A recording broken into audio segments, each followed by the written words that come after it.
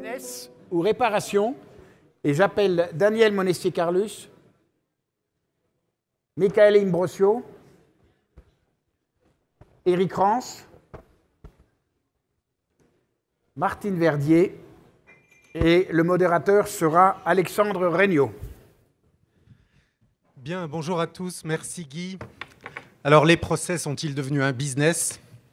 Question un peu provocatrice ou provocante, comme on aime bien à Cham.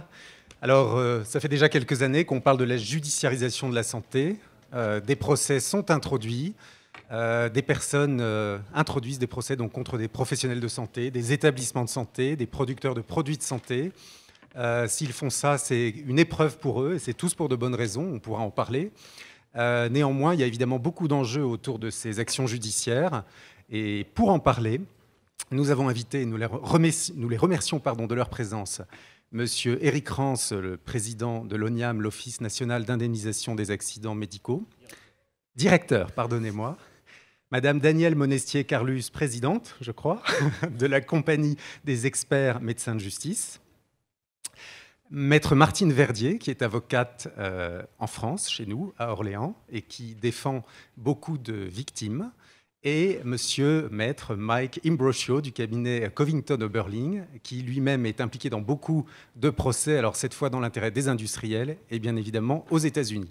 Et pour en parler, nous allons tout de suite lancer le petit film destiné à lancer le débat.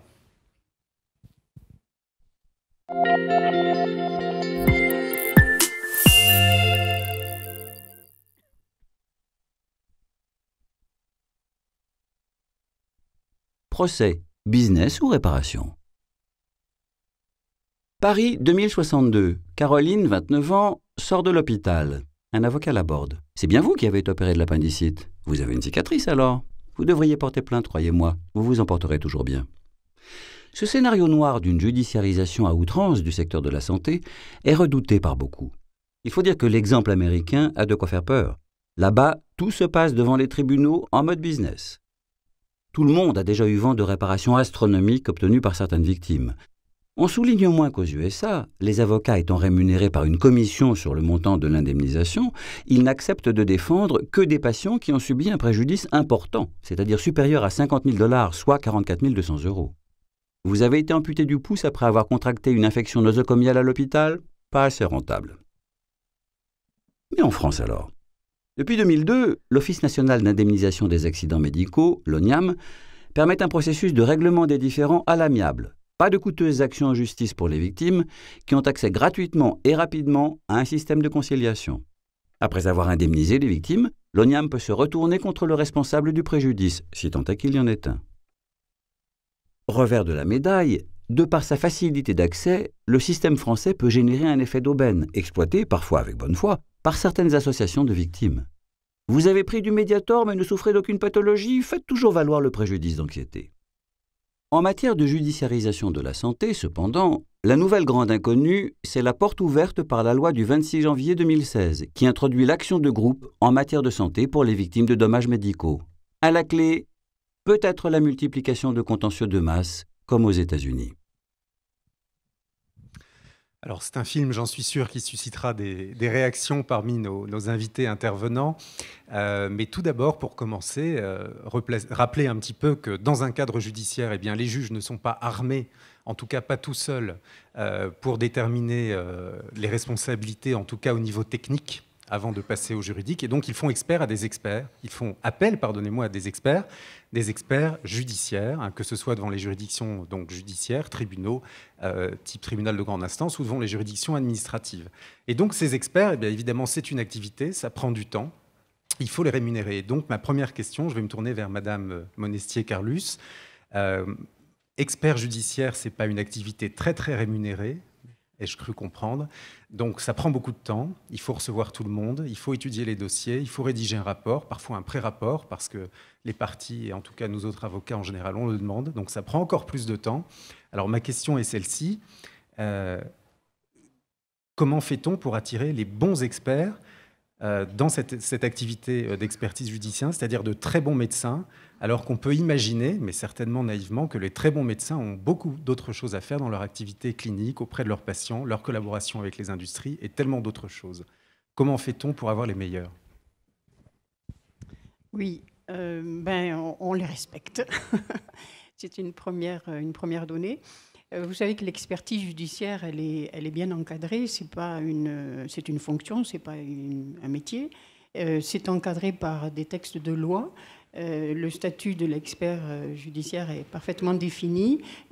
Ça lui donne des droits, essentiellement celui de mettre sur son papier en tête, quand il exerce sa fonction d'expert, expert près la Cour d'appel 2 ou expert agréé par la Cour de cassation ou expert près la Cour administrative d'appel. Et puis, c'est presque tout, j'ose dire. Bon, il a le droit d'être payé, rémunéré, on va en parler à la fin de ses opérations, mais il a surtout des devoirs. Et il a beaucoup de devoirs. C'est vrai que la France encadre beaucoup, mais ça veut être le garant de l'impartialité et de l'indépendance et de l'objectivité du rapport d'expertise. Donc, pas de réel problème de qualité d'expertise, à votre sens, sur les expertises judiciaires. Les conditions sont là pour l'encadrer et faire en sorte que la qualité soit toujours au rendez-vous. Alors, oui, parce que, en gros, le pourcentage d'experts judiciaires de bonne qualité est élevé parce que le tri est fait parmi les gens qui sont inscrits. On ne peut plus maintenant être expert à vie comme on l'était autrefois. Autrefois, c'était une carte de visite, on l'avait dans la poche, on était expert, c'était très bien. Et puis, on ne faisait pas d'expertise parce qu'on n'avait pas le temps, parce qu'un médecin, c'est très chronophage comme activité, surtout si on est engagé. Et ce qui a changé maintenant, c'est un renouvellement systématique, avec un réexamen périodique des... Exactement. Voilà, tous les 5 ans, on est obligé, et en plus, on est tenu à envoyer chaque année la liste des formations procédurales, professionnelles, la liste des expertises qu'on a accomplies. Et voilà. D'accord. On y reviendra. Merci pour ce premier éclairage. Je me tourne vers Maître Verdier. Donc, Maître Verdier, vous défendez les victimes. Vous allez pouvoir d'ailleurs peut-être nous dire quelques mots de votre propre éclairage sur cette question de l'expertise judiciaire. Mais auparavant, et pour reprendre vraiment le thème de la journée, qui est quand même l'argent de la santé, eh bien, est-ce que, voilà, poser la question un petit peu brutalement, mais on est 3 avocats au cours de la table, mais je vous la pose. Défendre les victimes, est-ce que c'est un business ? Est-ce qu'il y a des parts de marché ? Avez-vous des concurrents ? D'autres avocats, des associations, comment est-ce que vous vous positionnez par rapport à ça ? Et est-ce que vous avez de temps en temps, on peut imaginer, des décisions difficiles à prendre pour garder au cœur de votre activité l'intérêt d'abord de vos patients, de vos clients qui sont des patients ? Oui, alors d'emblée, je voudrais indiquer que prendre un avocat lorsqu'on est victime d'un accident médical ou d'un médicament, c'est indispensable. Alors je ne prêche pas uniquement pour mon Église, hein. Je crois que c'est essentiel, indispensable de prendre un conseil de façon à pouvoir être éclairé dans une procédure qui est complexe. Alors elle est complexe à 2 titres. Elle est complexe d'abord sur le plan de la technique juridique, puisque ça met en place des règles de droit qui sont extrêmement compliquées à gérer pour quelqu'un qui n'a pas fait du droit. Et elle est également extrêmement complexe, c'est le 2e ordre, sur le terrain médical. Et il faut un avocat, qu'il s'agisse d'une procédure judiciaire ou administrative, ou qu'il s'agisse d'une procédure amiable. Et là, je me tourne vers M. Rance qui connaît bien cette problématique. Même dans les hypothèses où les procédures sont amiables, les victimes qui vont seules chercher une indemnisation peuvent trouver malheureusement des protocoles d'accord qui sont tout à fait insuffisants à les indemniser, voire des renonciations à leurs droits face à l'industriel. Je pense notamment à l'affaire du médiateur qui a posé de grosses difficultés au niveau de sa prise en charge. Alors, venons-en au cœur du sujet, avocat de victime, argent. Alors, tout avocat bien rémunéré trouve sincèrement bien meilleure la cause qu'il défend. C'est ce qu'on dit entre nous, toute plaisanterie mise à part. On est dans un domaine où la réparation est indemnitaire. C'est-à-dire que ce qu'on va chercher, c'est une reconnaissance de responsabilité. Et pour la victime, c'est une reconnaissance au-delà de son dommage, une indemnisation de son dommage. Quand on parle d'indemnité, on parle d'argent. Et quand on parle d'avocat, on parle d'honoraires. Ces honoraires, ils sont encadrés. Ils sont encadrés par une convention qu'il faut faire au départ, ab initio, au moment de l'engagement de la procédure. C'est une convention qui ne peut pas porter sur uniquement le résultat, puisque ce serait un pacte de quota litis qui est interdit en France. D'accord, donc très important pour tout le monde, ça veut dire pas de 100% success Pas fee. de 100% sur ce que je vais vous obtenir. En revanche, en France, il est possible de convenir d'un forfait minimum qui est fonction de différents paramètres qui sont convenus avec le client et d'un honoraire de résultat. Et c'est là où effectivement il faut être relativement vigilant lorsqu'on est victime et prendre attache avec des avocats qui ont suffisamment de spécialité et d'éthique, puisque ça peut être effectivement un business. Il faut que l'honoraire de résultat soit à la hauteur de la complexité de la procédure et puis ne dépasse pas un certain pourcentage. Ah, quel pourcentage? Alors, quel pourcentage? Les pourcentages sont évidemment différents en province, à Paris, sont fonction aussi des complexités de procédure. Je crois qu'on peut raisonnablement considérer en France qu'un honoraire de résultat entre 8 et 12% reste raisonnable. Quand on passe à 25%, on est déjà sur des conditions qui méritent d'être négociées. Et alors, si on passe à 50%, on est du ressort du conseil de discipline, parce qu'effectivement, ça sort de l'éthique. C'est plus déontologique. Mais cette partie de résultat, pour faire le lien avec ce que vous nous disiez juste avant, c'est le complément d'un honoraire qui lui est fixe et qui rémunère le temps passé, quelle que soit l'issue du débat judiciaire. Oui, qui rémunère le travail de l'avocat, la dactylographie du secrétariat, les déplacements aux audiences, l'honoraire de résultat étant ce qu'on obtient. Alors, pourquoi je dis il faut être raisonnable dans cet honoraire de résultat et pourquoi il y a ce pourcentage qui est à discuter. Finalement, l'aléa, c'est le client qui le porte. Si vous gagnez votre procès, vous allez réparer un dommage qui est réel. La question, c'est de savoir s'il est fautif ou lié à un aléa thérapeutique. Mais c'est le client qui porte l'aléa, puisqu'il va néanmoins vous rémunérer de façon minimum sur le travail que vous allez réaliser. Et si vous gagnez le procès, le client, lui, il est dans une démarche d'indemnisation et donc dans une démarche d'attente de réparation. Donc il faut que ce soit mesuré au niveau de l'intervention de l'avocat pour qu'effectivement ça ne devienne pas un business. Et c'est tout le problème, mais je pense qu'on va l'aborder un petit peu plus tard, de l'action de groupe et la façon de fédérer effectivement les dossiers et éventuellement de faire plus d'argent que du résultat attendu pour un patient devenu client. Est-ce que parfois ça se passe mal? Est-ce que des clients contestent une fois le résultat judiciaire obtenu, l'application de cette convention d'honoraires en disant mais c'est pas ce que j'avais compris, ou alors c'est trop élevé, et qu'une nouvelle discussion s'ouvre alors même que vous aviez cette convention dès le début? J'ai envie de vous dire, c'est comme tout contrat. Dans le mariage, si on prévoit le divorce, il y a moins de difficultés quand on se sépare. La convention d'honoraires, quand elle est bien expliquée, quand le client a bien compris le pourcentage qui était envisagé et quel était l'aléa de sa procédure, je pense qu'il n'y a pas de raison qu'il y ait de discussion. Cela étant, il faut que l'avocat ait aussi de la transparence, mais ça c'est un problème d'éthique et de déontologie, dans la présentation de sa convention. C'est une évidence que 10% d'1 million d'euros, c'est pas 10% de 100 euros. Donc il faut que le client ait cette notion du pourcentage. Et l'avocat est là, effectivement, par rapport au dossier qui lui est confié, pour pouvoir apprécier ce qui, selon lui, fait qu'on est dans l'équité, dans le juste et dans l'acceptable, dans la signature d'une convention d'honoraires qui va être proposée. Je crois que ça, c'est le problème d'un avocat compétent, spécialisé et déontologiquement inattaquable. Merci. Alors Mike, des pourcentages de 8-12%, ça doit vous faire sourire de la perspective américaine. Est-ce que vous pouvez nous dire un petit peu comment ça se passe, donc à la fois avec les avocats que vous avez en face de vous, qui défendent des patients, parce qu'on entend des chiffres absolument délirants, mais on entend beaucoup de choses fausses aussi en France sur les États-Unis, et vous-même, comment est-ce que vous faites du point de vue de la défense des industriels? Tout d'abord, les chiffres que vous avez mentionnés sont incroyables pour moi. La plupart des avocats aux États-Unis ont un minimum de 33% au niveau des honoraires, parfois même 40% selon les États. Et donc, ceux qui ont été aux États-Unis ont vu probablement à la télé des publicités d'avocats, n'est-ce pas? Avez-vous pris ce médicament? Avez-vous développé cette maladie? Appelez-nous, contactez-nous.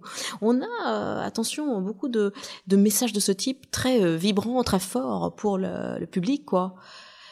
Et donc l'épisode qu'on a vu tout à l'heure avec l'ambulance n'est pas une fiction, c'est réel, tout à fait. Et non seulement ça existe, mais c'est tout à fait sophistiqué. Et d'ailleurs, par rapport à votre question initiale, est-ce que c'est un business? Totalement. C'est un vrai business. Et la plupart de ces avocats, les meilleurs des avocats, les meilleurs 150, on va dire, aux États-Unis, ont des jets privés. Des jets privés qui leur appartiennent. Hein, c'est leur propriété. Ils ont ces jets et ils se déplacent de cette manière-là. Et donc, le système ici que vous décrivez a l'air vraiment parfait. Et oui, ça fait rêver, ces jets privés. Je ne sais pas si c'est le jet qui fait rêver, mais en tous les cas, les pourcentages chez nous feraient l'objet d'examen par un conseil de discipline. Oui, donc les seules limites aux États-Unis, c'est une loi de l'État, mais après, chaque État comment dire, l'a fait varier entre 33 et 40%, comme on l'a dit. Après, peut-être ce qui peut être différent aux États-Unis, c'est au niveau de tout ce qui concerne les médecins, les infirmières, etc. Bon, il y a eu des réformes qui ont été tentées d'être faites selon les États, avant d'en arriver justement à des cas en justice, etc. Donc, on a des experts indépendants qui peuvent agir. On a aussi eu différents cas et des diminutions, n'est-ce pas, de certains cas. Et puis aussi, qu'est-ce qui s'est passé? C'est il y a eu des cas contre les maisons pharmaceutiques. Et donc, beaucoup de cas, eh bien, sont contre, comme on l'a dit, les sociétés pharmaceutiques, etc. Donc vraiment beaucoup de cas. Ensuite, dans le film, on a vu un autre aspect, les 50 000 $ comme limite. En fait, il y a plus d'efficacité au niveau de la récolte de réclamations et de l'élaboration de ces réclamations. Et donc, tout à l'heure, on disait qu'on peut avoir environ 60 000 réclamations, environ 3 000 $ par cas. Bon, voilà. Donc, évidemment, c'est selon le cas, mais ça se fait de façon très efficace. Hein, et bon, ça dépend aussi des développements ultérieurs. On y reviendra. Alors, je vais me tourner vers Monsieur Rance avec peut-être d'abord une question un petit peu générale, parce qu'en France, on a ce système depuis 2002-2003 qui est assez exceptionnel et qui permet, grâce à l'ONIAM et aux commissions régionales, d'aboutir à une indemnisation, alors même qu'il n'y a pas eu de faute d'un professionnel ou d'un établissement de santé.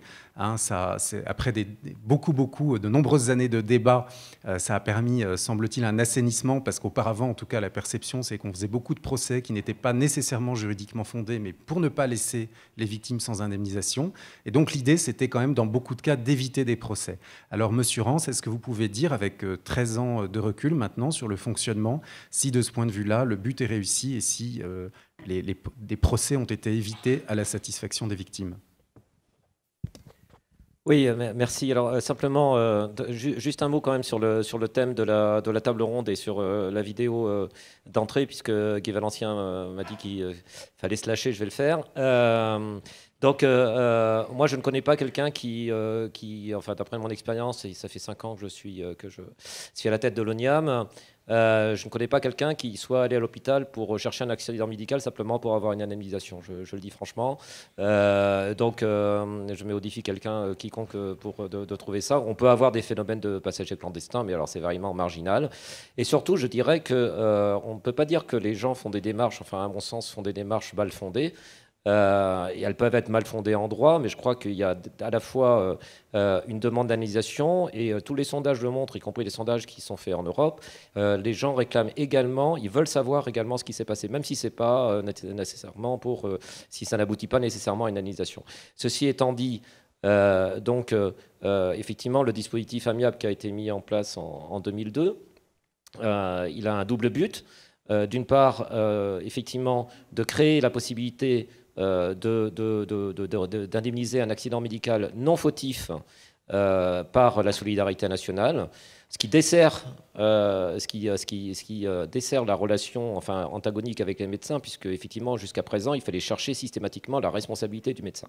Là désormais, quelqu'un qui a un choc anaphylactique à l'occasion d'une anesthésie, alors même que tout le monde a fait son travail, alors même qu'il n'y avait pas de prédisposition, peut être indemnisé par la solidarité nationale du moment que l'accident médical répond à des seuils de gravité, qu'il est suffisamment grave.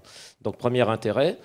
Deuxième intérêt, un système amiable qui, là aussi, apaise la relation avec le corps médical, me semble-t-il, puisque, effectivement, la voie amiable devant les commissions de conciliation et d'indemnisation où toutes les parties peuvent être entendues comme dans un procès, mais l'avantage, c'est que la procédure n'est pas publique, elle n'est donc pas traumatisante, elle ne discrédite pas le professionnel ou l'établissement de santé, comme ça peut l'être le cas dans un procès. Premier intérêt. Deuxième intérêt, c'est plus rapide que la procédure contentieuse. Troisième intérêt, effectivement, les frais d'expertise sont pris en charge par la solidarité nationale. Donc, pour répondre à votre question, aujourd'hui, en 2003-2004, ou 2005, nous étions à 25% des accidents médicaux graves en France se résolvaient par la voie amiable devant les commissions de conciliation et d'indemnisation. Aujourd'hui, nous en sommes à plus de 50%. Donc je pense qu'effectivement, on peut répondre raisonnablement que nous avons répondu à la demande du législateur. Merci. Alors, pour quand même rebondir justement sur... je reviens, vous avez dit c'est une expérience non traumatisante et je rebondis un petit peu également sur la remarque initiale de Maître Verdier. Alors, un des avantages, évidemment, c'est toujours la rapidité, la gratuité, les avantages que vous avez énumérés, et donc le fait de ne pas avoir un intermédiaire obligé qu'est l'avocat, puisque quand on assigne, en tout cas pour certains montants, on se retrouve devant des juridictions où on a nécessairement besoin d'un avocat, mais néanmoins quand même en pratique, la personne qui a été blessée, qui est le cas échéant malade, et qui se retrouve au premier échelon du système, donc devant la commission, elle arrive dans une grande salle de réunion avec une dizaine de personnes autour de la table. C'est un petit peu impressionnant, puisque la commission est composée de plein de personnes avec des qualifications variées. Est-ce que quand même elle n'est pas un peu intimidée si elle n'a pas quelqu'un, entre guillemets, de son côté? Et est-ce que vous n'avez pas un peu des remontées qu'elle peut avoir l'impression que c'est elle qui est en procès devant tous ces gens-là? J'assiste personnellement à au moins 2 commissions par mois, donc effectivement c'est impressionnant pour une partie. Effectivement, ça peut être un plus d'être accompagné. Alors ça peut être par un avocat, ça peut être aussi par une association. Moi, je dis simplement que effectivement, ça peut être important d'être soutenu pour une victime. Nous faisons notre possible pour accompagner, pour apaiser les gens. Ça peut être important. Je dirais simplement, il faut quand même que l'avocat soit un peu spécialisé en droit de la santé. Enfin, d'après mon expérience, je ne sais pas, mais parfois, ouais, c'est mieux. D'accord.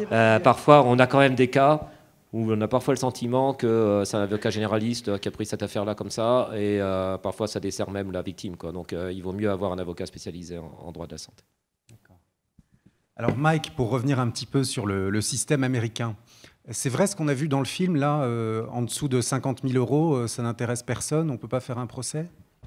Ou $? Bon, encore une fois, comme je le disais, au niveau des cas individuels, ça peut être le cas... Dans des cas spécifiques aussi, c'est très difficile de trouver un avocat pour cette somme d'argent qui vous représente, qui aille vers un procès.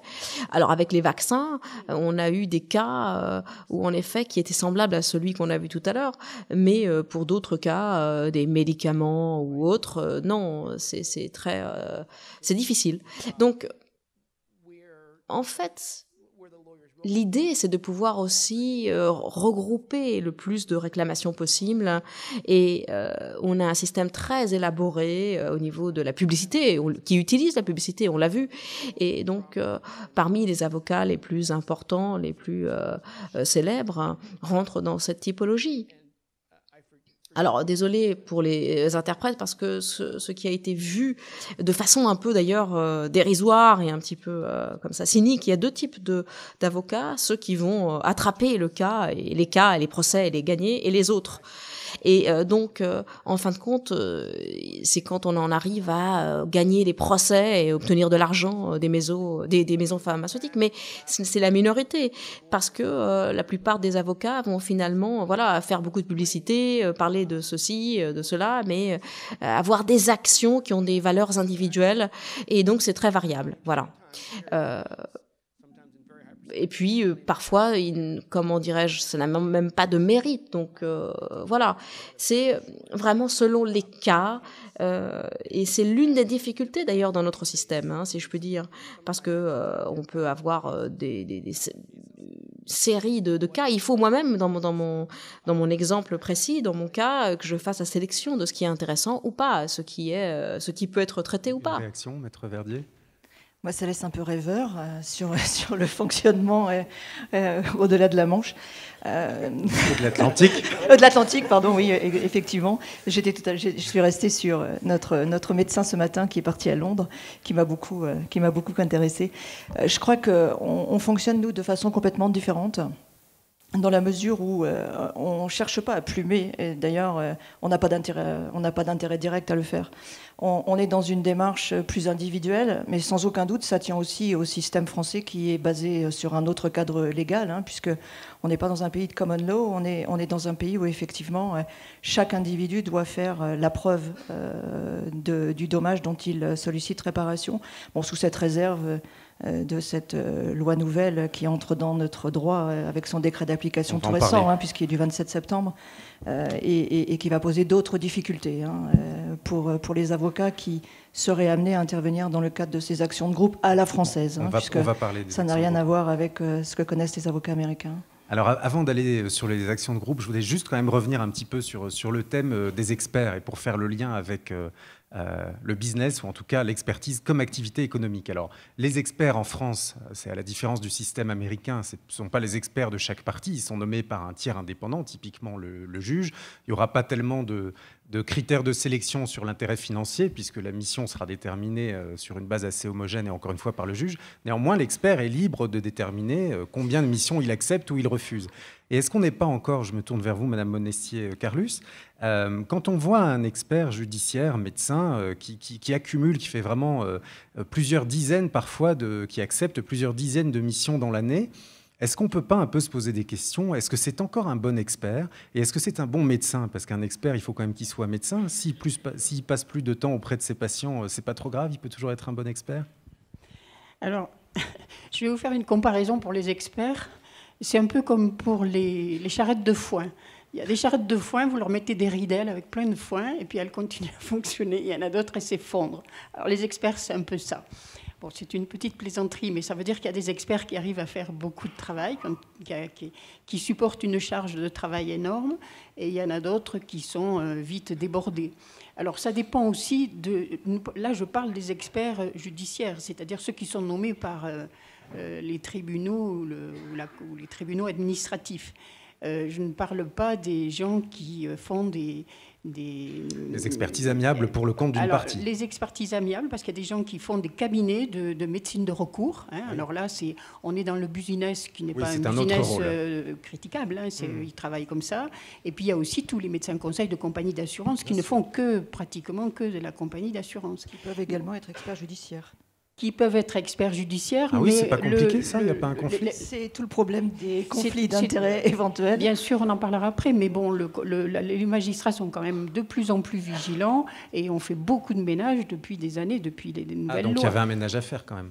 Il y avait un ménage à faire, oui. Mais là, c'est fini. Il y a encore des gens qui font... non, mais il y a toujours, vous savez, la vie, elle est belle, mais de temps en temps, il y a une brebis qui est un peu égarée, qui fait un peu n'importe quoi. Mais on essaie quand même de redresser un peu tout ça. Mais un expert judiciaire, en tout cas, on peut lui faire confiance pour juger d'éventuels conflits d'intérêts. Je prends par exemple le cas où il aurait par ailleurs, comme c'était évoqué dans les tables rondes précédentes, une activité de collaboration avec l'industrie tout à fait légitime. Il est investigateur, il travaille sur des produits. Ouais. Et puis, voilà, le procès va mettre en cause, en tout cas, le patient ou sa famille va mettre en cause un médicament ou un produit de santé. Et puis, il découvre au cours de la réunion d'expertise que l'expert écrit avec un BIC siglé d'un laboratoire pharmaceutique. C'est pas un peu perturbant, ça, quand même? Alors, le BIC, ça, j'avais jamais vu ça. C'est une histoire vraie. C'est une histoire vécue. Bon. Aussi, c'est très troublant. C'est peut-être le BIC. Je ne pense pas que ça oriente spécialement sur un conflit d'intérêts, mais effectivement, en tous les cas, les compagnies d'experts, puisque les experts judiciaires sont groupés en association loi 1901 dans des compagnies, ils veillent à ce que les experts, dans leur formation, ils répètent qu'il faut se déporter.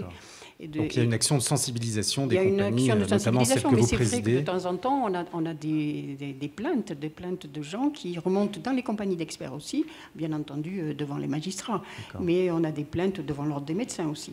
Et puis il y a peut-être un curseur à placer aussi, parce que ce n'est pas forcément parce qu'un expert a une collaboration avec l'industrie qu'il a nécessairement un intérêt au produit concerné qui va être mis en cause Enfin, j'imagine qu'il faut placer un petit peu un curseur.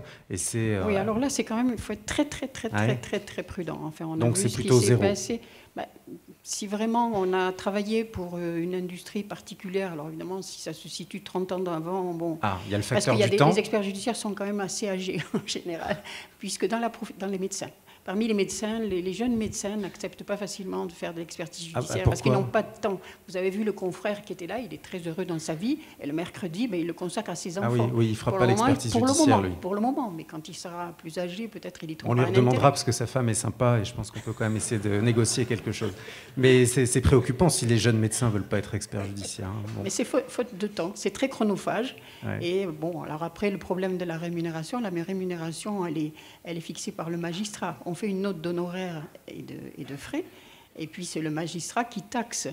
Alors il taxe selon des taxer, ça veut dire barèmes fixer les honoraires de l'expert. Taxer, ça veut dire qu'il prend une ordonnance pour contexte. dire qu'il accepte ou il n'accepte pas les honoraires que vous avez demandés. D'accord. How much on average should the experts make? Combien c'est rémunéré une émission d'expertise judiciaire? Pour un médecin, Mhm. alors c'est variable selon les médecins, selon leur notoriété, selon leur... Oui. Donc le juge va oui. prendre tout ça en compte. Oui. Si c'est quelqu'un qui, dans un grand hôpital, qui a, voilà, il peut avoir des honoraires plus élevés, mais... Il y a des réactions dans la salle. Des chiffres. Enfin, comme ils ne sont pas très Non, jeunes, mais ils c'est sont vrai, tous c'est très pas connus et toujours très très juste. réputés. Bon, Et si c'est l'expert plus discret, disons, mais qui a son honorabilité, parce qu'il est reconnu aussi... alors attendez. Vous êtes en train de nous dire que ces experts qui sont tous inscrits sur des listes, Oui. le juge va moduler les honoraires en fonction d'une Non, il ne honorabilité. module pas. Non, j'ai C'est-à-dire mal que compris.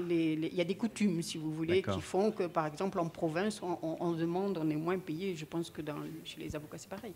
Les honoraires sont un peu moins Chez élevés. les avocats, c'est pareil, je vous le confirme. Voilà. On gagne avec les années. Alors, avant de passer...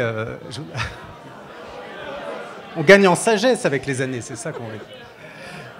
Je voulais qu'on rentre... alors ça, c'est vraiment... Combien vous n'avez pas donné le chiffre, c'est ça, la question de la salle. Alors, vous savez que les magistrats sont très prudents. Et ils ont fini quand même par établir des référentiels. Mais ils sont prudents parce que ce n'est pas des barèmes, c'est des référentiels. Donc ils ne sont pas publics.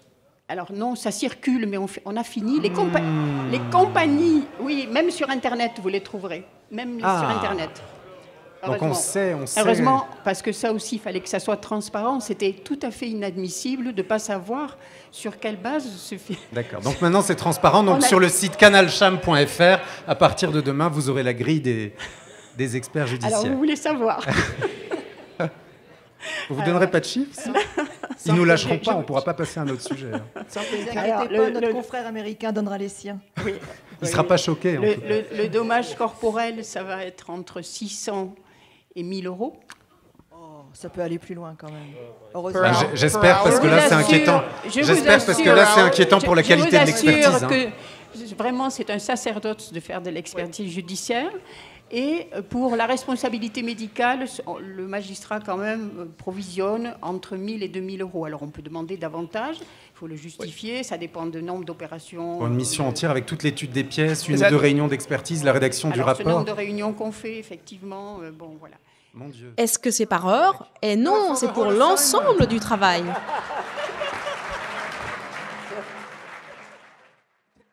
Dites à tous les médecins de venir aux États-Unis. Ne vous inquiétez pas.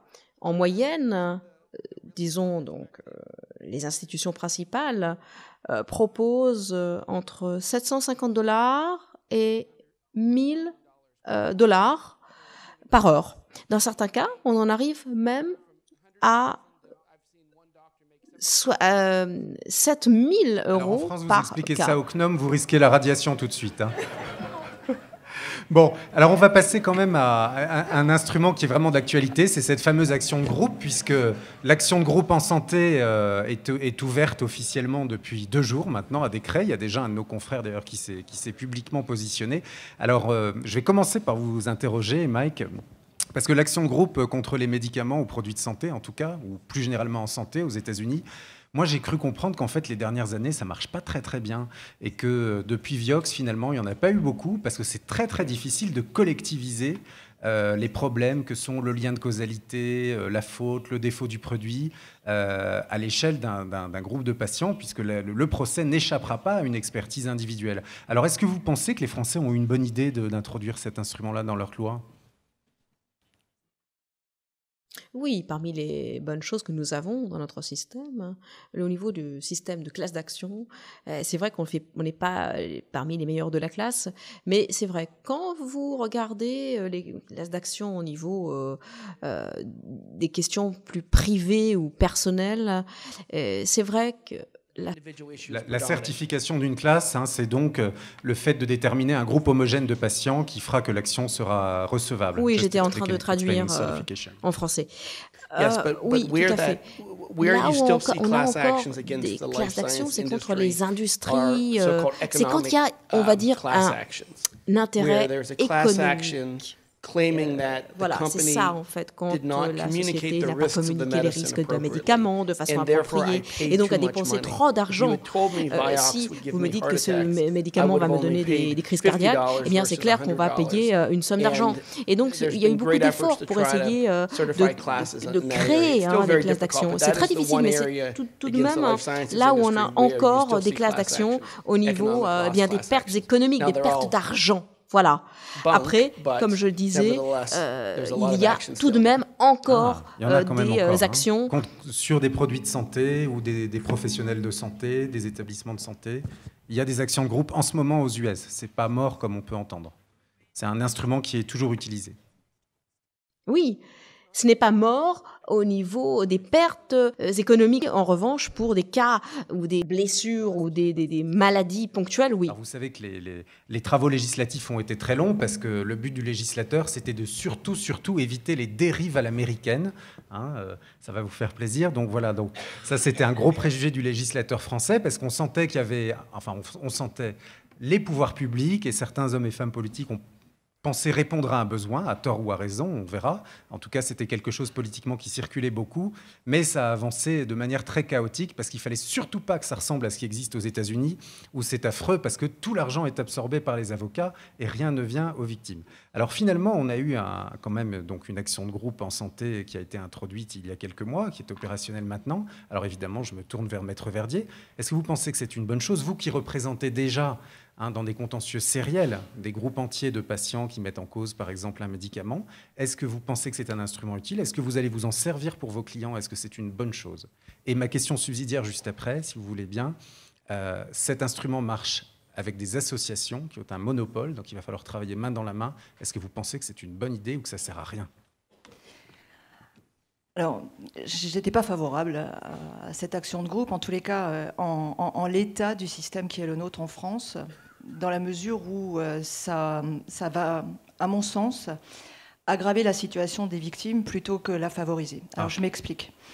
On est dans un système de droit aujourd'hui où, en matière de produits de santé, la victime a le choix, soit lorsqu'il s'agit d'un produit de santé antérieur à 1985, qui est la directive européenne sur les produits défectueux, d'engager la responsabilité d'un établissement de santé ou d'un industriel sur le terrain de la faute.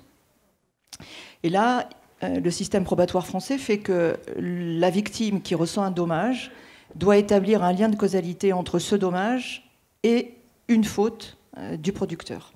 Ce qui, effectivement, est relativement compliqué, puisqu'on s'imagine bien volontiers que le producteur fait tout pour cacher les fautes que, bien évidemment, il a commises. Deuxième système, c'est la loi sur les produits défectueux, qui est une loi qui est très défavorable aux victimes, à raison d'un délai d'action qui est extrêmement limité, puisque c'est 3 ans à compter de la connaissance du dommage. Et puis, c'est un système de droit probatoire lourd, dans la mesure où la victime doit établir le défaut du produit. Alors, ce qui là est encore plus compliqué, puisque si les études faisant état du défaut du produit étaient publiées, on veut raisonnablement imaginer que l'autorité de contrôle ne laisserait pas ce produit sur le marché, ne l'autoriserait pas. Donc on est dans un système qui est un système difficile, probatoire pour les victimes. Quand une victime agit seule... Ça, c'est le système français. Pré-action de groupe. C'est le système juridique qui existe actuellement et qui ne changera pas. Si vous êtes seul, vous vous heurtez évidemment au système probatoire dans le cadre d'un débat juridique qui va être un débat juridique entre vous et l'industriel. Si vous êtes dans le cadre d'une action de groupe, vous allez simplement être 80, 100, 120, 150 à essayer d'établir cette même faute ou cette même difficulté.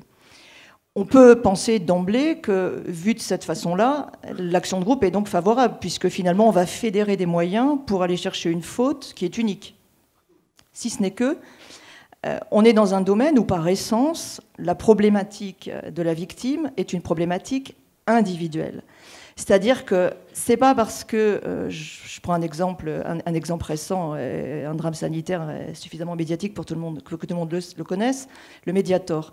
C'est pas parce que Servier a mis sur le marché un produit qui est défectueux et dont on sait qu'il produit des valvulopathie cardiaque que toute personne qui a une fuite minime cardiaque, même s'il a pris du Mediator, a une fuite en lien avec le Mediator. Ça, c'est le lien de causalité. Ça, c'est le problème de l'imputabilité du dommage au produit. Alors, l'action de groupe, qu'est-ce qu'elle va donner? L'action de groupe, elle va peut-être permettre d'établir, je dis peut-être, permettre d'établir que Servier a commis une faute. Mais elle ne va pas permettre d'établir que M. Dupont, Mme Durand ont un dommage en lien avec cette faute. Ça veut dire qu'on se retrouve dans un système où finalement, pour fédérer des victimes et imaginer qu'elles puissent avoir une garantie de procédure moins lourde, vont se retrouver dans un schéma qui va être bien plus compliqué.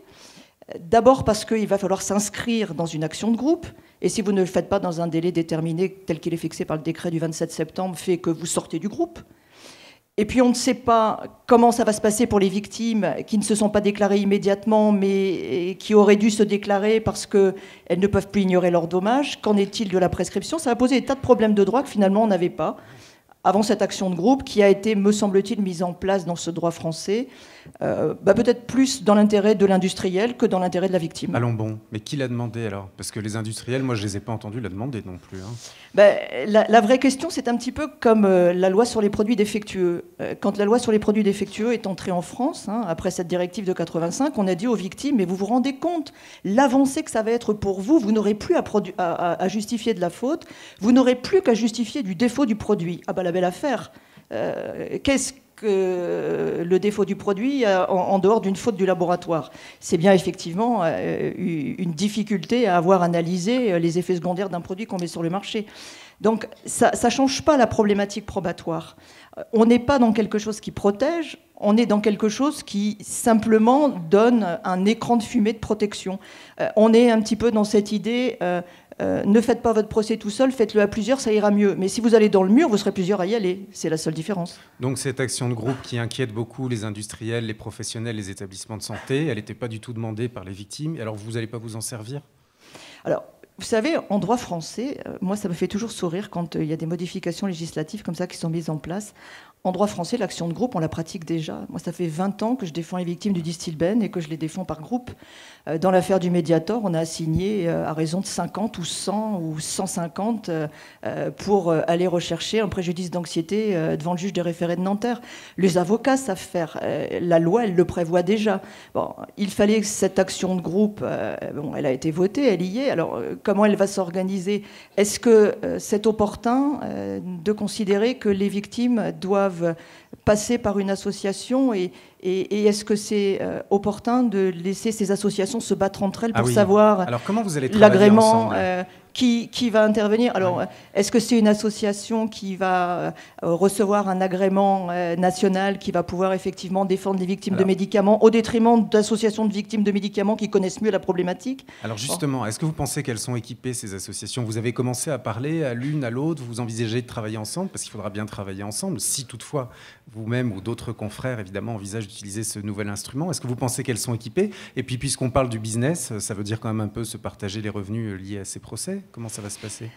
Alors, au risque de déplaire ici, moi je suis avocate victime, et avocate victime, ça veut dire avocate défense. C'est-à-dire que ce qui m'intéresse, c'est effectivement que la victime trouve, soit dans un champ amiable, soit dans un champ judiciaire, une réparation de son dommage.